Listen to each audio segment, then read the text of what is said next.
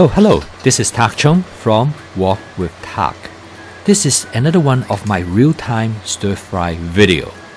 In this video, I'm going to show you how to prepare General Tso's chicken from start to finish under 7 minutes.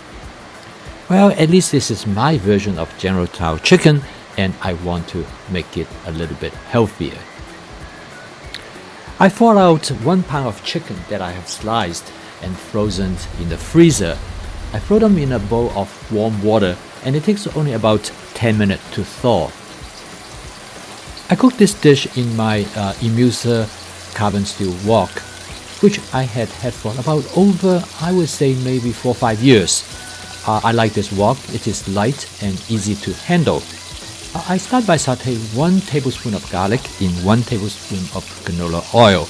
I cook this chicken dish almost exactly the same I cook other chicken dishes, except the differences in how I season it and how I make the sauce. I slice the chicken thinly into bite size because this is the best way for me to cook them efficiently. Let me give you a tip of what kind of knife to use for cutting the chicken. I find the best knife for cutting chicken is a ceramic knife. Ceramic knife is not made out of ceramic as the name describes it. Instead, a ceramic knife is made out of a compound called zirconium dioxide, which is a very hot compound. In fact, it is twice as hot as steel.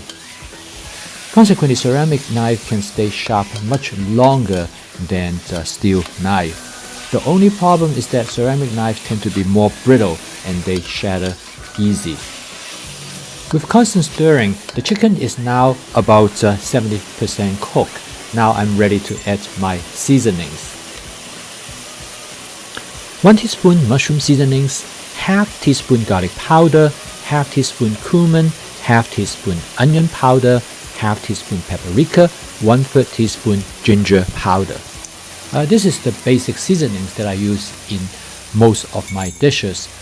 These seasonings are relatively mild, and the intention of this seasoning is to enhance the natural flavor of the ingredients rather than overcome them. I kept my seasonings in a seasoning box from India known as masala dabba. I like my seasoning box. It makes distributing seasoning much easier. After I cut up the chicken, I store them in a sandwich bag. I press out all the air and store them in a thin layer.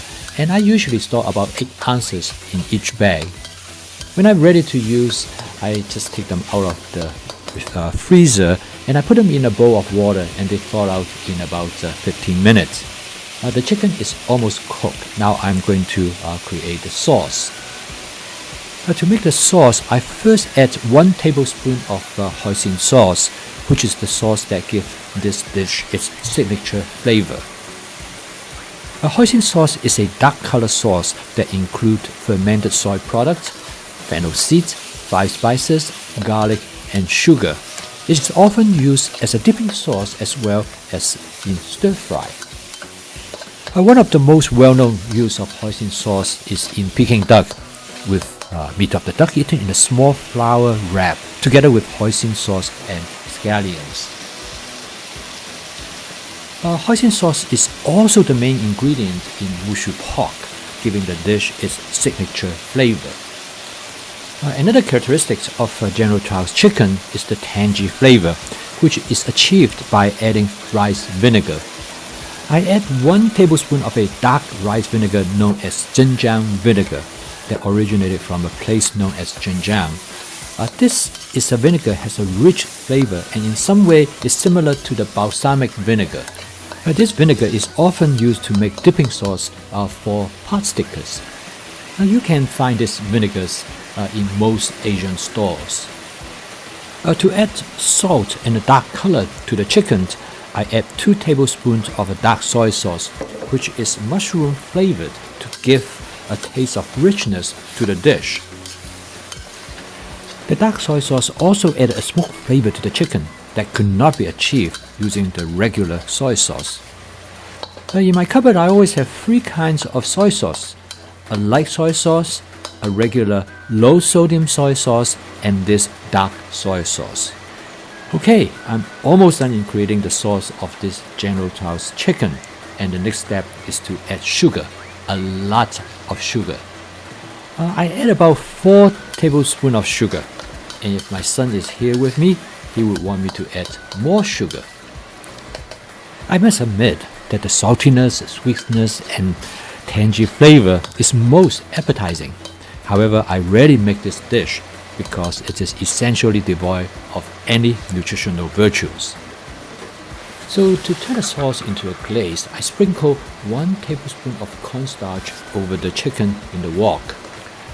The glaze will maximize the intensity of the flavor of the sauce over the chicken, which makes this dish delicious.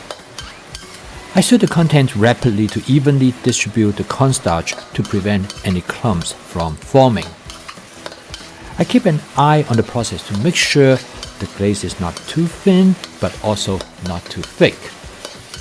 As the glaze thickens, the sugar starts to caramelize, developing clumps on the surface of the chicken. At this point, I know I need to remove the wok from the stove and the dish is done. So this is my version of General Tso's chicken. The main difference is that my version, I do not deep fry the chicken. In many ways, that makes the dish a little bit healthier.